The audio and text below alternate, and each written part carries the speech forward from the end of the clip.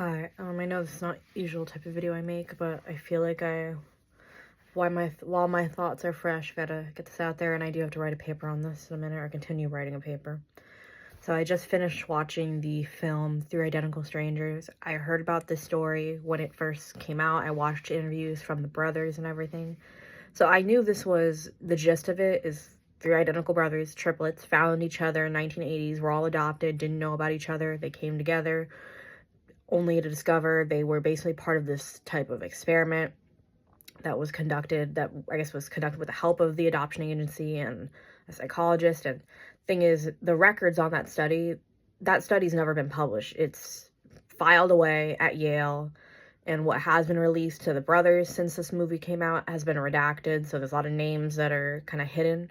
There's a lot of things we still don't know, and it goes, the way the film goes, I'm not going to spoil all of it because I do want you to watch it, but it just shows how pretty much treating humans like lab rats how twisted it is and the repercussions it has. You know, it's the ending, just everything is just really sad. Like, I knew a lot of the more sad things that had happened in the years following after they had found out about everything, but just seeing where the brothers are today, and even just seeing the way they interact with each other today, you can tell it's the wounds haven't healed, and I don't think they'll ever truly heal.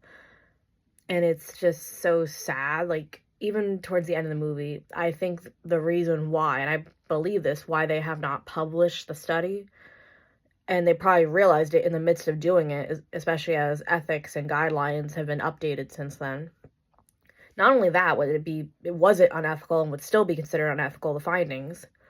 And although I'm sure, well, I guess one person wasn't dead, because I guess one person who was part of the study, who I guess he was a part of it for a year, was happy to supply some information.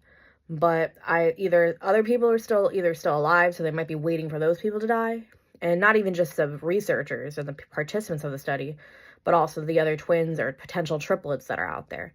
I think, because, I mean, they cannot get those records till 2065 or something like that. Like, by then, all these people, especially the twins, they're born in 1961, they won't be here by then unless they're past that age, that their minds might not be intact by then. I mean, I'm sure the family will still want to know and want to see those records, but still, like, it's just so sad. And the fact that a scientist, a psychologist, and I'm just going to say it, the leader, the person who I guess was the science experiment was his idea, he was a Holocaust survivor. And to think you would subject other human beings, like, what you survived and escaped, the type of experimentation and not even just the physical torture, the psychological torture of humans in those situations, that you would pretty much inflict that upon someone else, which we can go into the whole thing about trauma, hurt people, not even on that, that's the surface level describing it, and goes deeper than that. But it just astounds me how, it's almost like you can convince yourself that you doing the same thing to another human being is not the same thing. And it just goes to show, it doesn't matter if you're a scientist. You can have the theory, you can ask the question, but you explore that question in theory correctly, ethically.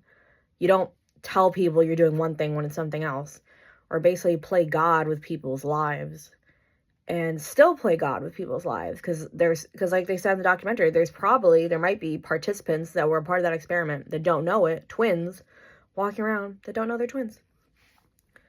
And we still don't even know what the purpose of it was. The purpose to explore nurture versus nature versus nurture, however you want to say it, or was it to see how twins separated at birth are affected if there's mental illness in the biological family and how that affects. And I think nature versus nurture, it's a 50-50. I don't think it's one over the other, but that's just my opinion.